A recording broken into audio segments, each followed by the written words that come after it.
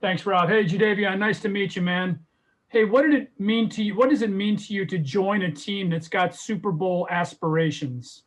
It's great, man. It's a great feeling to know you can come with a team that's already on the up, and I can just come fit in and try to help them get over that hump and get to the Super Bowl.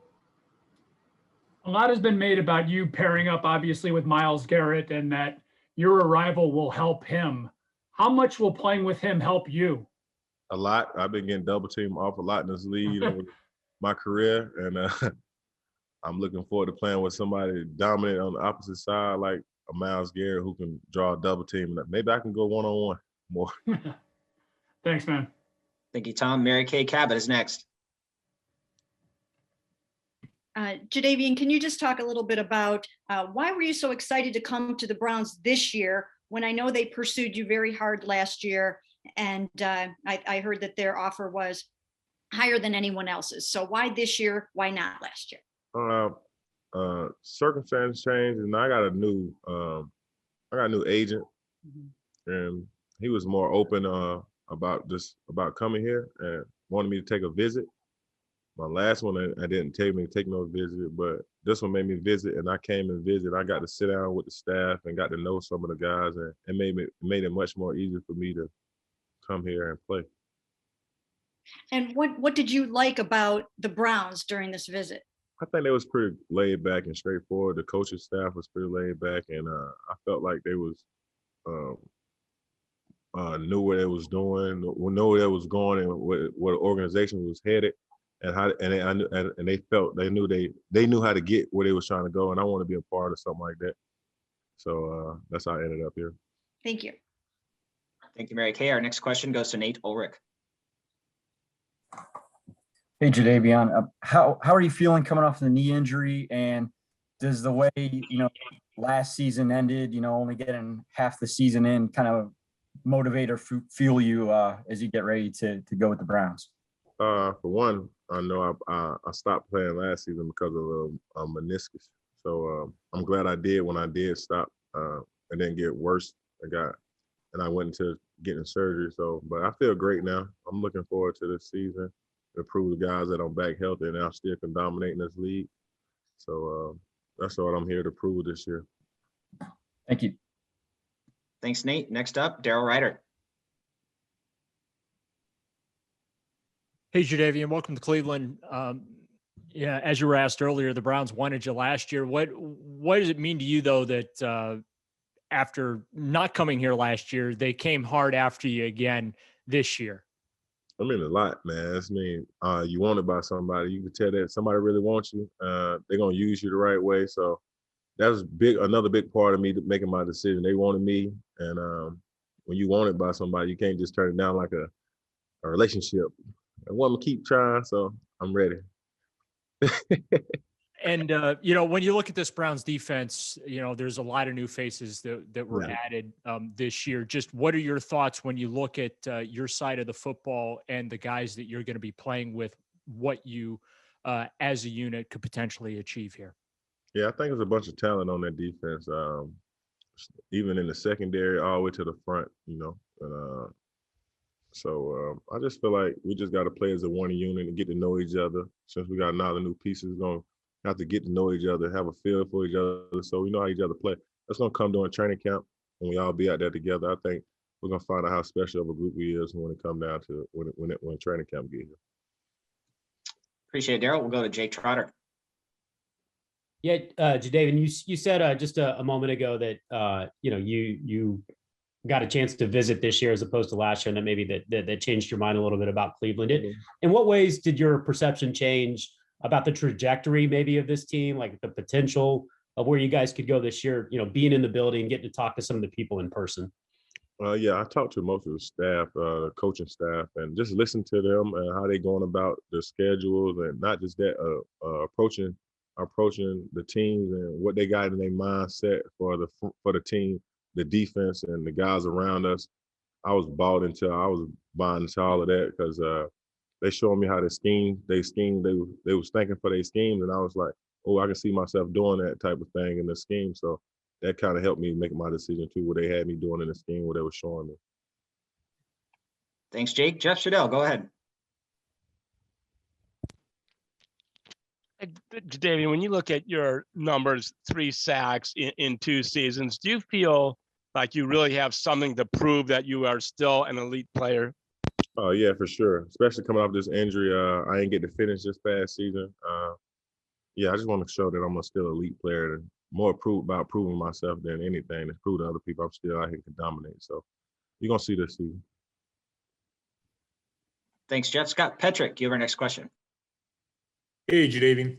Do you know Myles at all personally? I talked to him maybe twice. And you mentioned how nice it will be not to be double teamed off the time. Mm-hmm. Can you just talk about how, I don't know, frustrating and maybe how that wears down a guy trying to touch the passer when he's constantly double and triple teamed? Oh yeah, it's definitely frustrating, man. When you game plan all week to go against one person, watch them all week to get them pass rush reps, and you go into the game and all of a sudden there's 2 people in front of you or somebody there to chip you the whole game. But you already know that's a good thing for you if they doing that to you. You know, they still notice you out there making plays and you can affect the game. So I take it as a plus on the minus. Like they respect me on one end, but it ain't good for me if you got all these guys in front of you trying to get to their quarterback. Thanks. Thanks, Scott. Let's go to Aditi Kinkawala. Hey, Jadeveon, when you look at, you're kind of dancing around this a little bit. When you look at your numbers from last year, do you think your knee had an impact on that?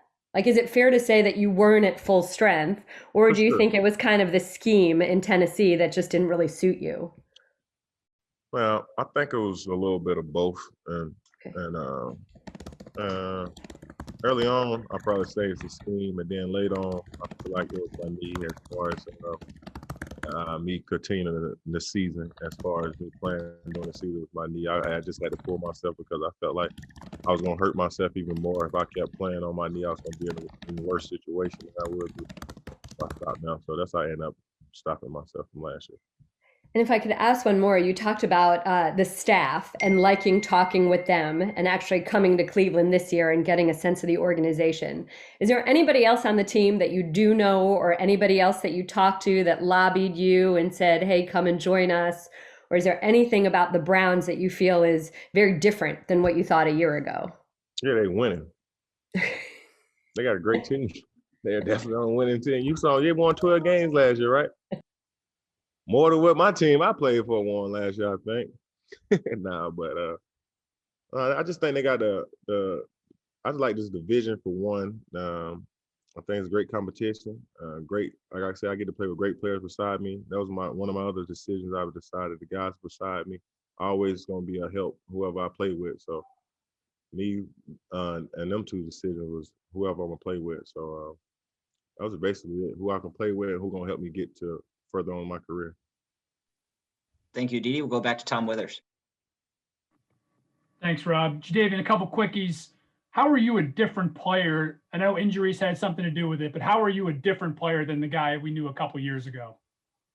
I think I'm a much smarter player now, more technique than I was back then. I think I learned a lot more about myself as a player now than I did know back then. And you spoke about the winning before. How different is it playing with a team that, much like Tennessee was last year, came off a year with real high aspirations? How different is it when you play with those kinds of expectations? Well, it's very different, man. When guys are trying to win, you saying when they're trying to win and everybody's looking for the win, it brings out the best in everybody on the team. I think that's what we're trying to do here. Bring out the best in every player. I think the staff trying to do that, and winning is definitely going to do that. You know, when you start winning, everybody happy. Everybody want to go out there and make plays and ball, man. So I'm looking forward to that. Hopefully we can get on that winning train and everybody just want to go out there and dominate and make plays. Thanks. Thank you, Tom. Marla Ridenour, you're up. Yeah, Jadeveon, I just wanted to, you said you've talked to Myles a couple of times. Do you have any impressions of him as a player or a person? And just, do you see yourself like you two, like being the leaders of this defense, you know? I'm not really trying to walk in and step on anybody's toes and be no hoorah guy or none of that. If they ask for my opinion or ask for anything from me, of course I would give it to them. But I'm not here to be that hoorah guy or none of that. I'm just here to help out and do my job and play hard. I'm definitely gonna play hard. Everybody know that. So after that, I mean, That's about it. So you're okay if the focus is still on him? I don't care nothing about that focus stuff. Yeah, they can focus on him. I would like them to focus on him. You know, it might take some pressure off myself. You know, so yeah, let them focus on him. Thank you. Thank you, Marla. Nate Ulrich, go ahead. Hey, I was just wondering, a couple weeks ago, we got to talk to Malik Jackson after he signed, and he said he was talking about you, and he said, hop aboard and, you know, be with a good team and set yourself up for the future. I'm just wondering if you caught wind of those comments and if that kind I of caught made some of the anything. words. I caught some of the words he said and some of the words the safety said about, hey, he ain't played with nobody in his career, come and join a good defense. And, you know, that kind of caught my attention. Them guys, they hungry. You know, I can tell you that. They're very hungry, and they feel like they on a winning team too, you know. So that's why I jumped on board. Try to get on that winning team. You know, I don't think Cleveland like people think they used to be. So I'm looking forward to this season and playing with a great group of guys and getting after guys. Did any Browns players try to kind of reach out to you behind the scenes and recruit you? A couple of them said a couple things to me, but I already had my mind kind of made up. You know, regardless of what anybody said, I think my team and I sat down and we made our mind up, a group decision, and that's where we're supposed to be this season. Thank you. Appreciate it, Nate. Tony Grossi has our next question. Hey, Jadeveon, I'm sorry. One of the words that Andrew Berry used to describe your style of play is relentless. But what can you say about his relentlessness with you? I mean, he just couldn't take no for an answer, I guess, huh? I got that same feel he got from him. That's why I ended up cutting him. I said, this dude is very relentless, you know? So he was relentless in his getting after me, trying to get me up here, and I'm gonna be relentless on that field for him. He know I'm gonna play. He been watching my tape. He told me he liked my style of play. I said I'm gonna bring that here. And just to get it on record, you went through a physical and passed it and would be ready to go whenever they go back to work? Yes, sir. All right, thank you. Thanks, Tony. Daryl Ryder, go ahead. You said you had your mind made up after meeting with your team. So if I can ask, when did you have your mind made up? When did you know you were going to be a Cleveland Brown? Probably a week after my visit here. I said I'm probably gonna be signing to Cleveland. I told my girl and my family, I was like, man, I'm probably gonna end up going to Cleveland this season. They say Cleveland. I said, yeah. I said I enjoy my visit up there with them guys, and like a great group of a great staff, and I can get along with them, have a good time. So I said I'm going to Cleveland. They say they couldn't believe it, but yeah. Are they on board too now? Oh, they definitely on board. They ain't got no choice. You know, they ain't got no choice but to be on board with me. Thanks, Daryl. We have time for two more. Let's go to Doug Maurice and Mary Kay Cabot. Doug? Hey, Jadeveon. At this point, you've been a Pro Bowler 3 times. You had more than 9 sacks twice. I'm just curious, like, how would you describe your career so far and sort of where you feel like you are in your evolution as a player right now? The funny part thing I tell people about my career, it started off slow because I got hurt my first game of my career with a microfracture. Probably the worst injury you can have in this game. And I don't think everybody got to see the person they drafted yet. I think I'm working back towards that, but I'm well on my way now. I made 3 Pro Bowls, and it's funny because I ain't never really been all the way healthy to the point where I felt like nothing bothering me. So, but I still can dominate in this league. I know that. But if I ever reach that my max potential of getting back there like I feel now, man, they say the sky's the limit, but it's probably higher than that. And they got footprints on the moon on it. Well, that's what we trying to reach. So, you know, I just want to stay getting healthy. And if I play 16 games, I think we'll be able to see. Thank you. You know, just let me work on that. Thanks, Doug. Our final question goes to Mary Kay Cabot. Okay, I'm going to try to squeeze in 2 here real quick, Jadeveon, if you don't mind. The first one is, if you're setting your sights that high for what you can do over 16 games, do you have NFL Defensive Player of the Year in your sights as a goal? For sure, I think so. With my potential and the way I play the game, if I can stay healthy and stay out there, yeah, I shouldn't be no far away from being a defensive player of the year. I think I got that type of potential, and I can do it. Yeah, so you and Myles can fight each other for Compete that. for it. Yeah, at least for all pro, I know that 1 and 2, something like that.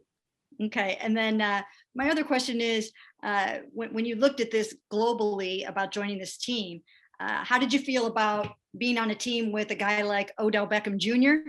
and joining Baker Mayfield? What do you think of those guys? To be honest, I didn't even think about the offensive side. I was just thinking about the defense. And if I was thinking about offense, I'd probably start with that running game. The two-headed monster is really what get me, as them guys in the backfield, hard to tackle. I guess because I played against them too. I don't worry about receivers because I don't have to guard them. So kind of, yeah. I worry about the running game. Yeah. All right. Thank you. Thank you, Mary Kay. Jadeveon, thank you again for joining us today. Welcome to Cleveland. We'll look forward to seeing you when we can. Take care. Take care, y'all. Take care. Have a good day.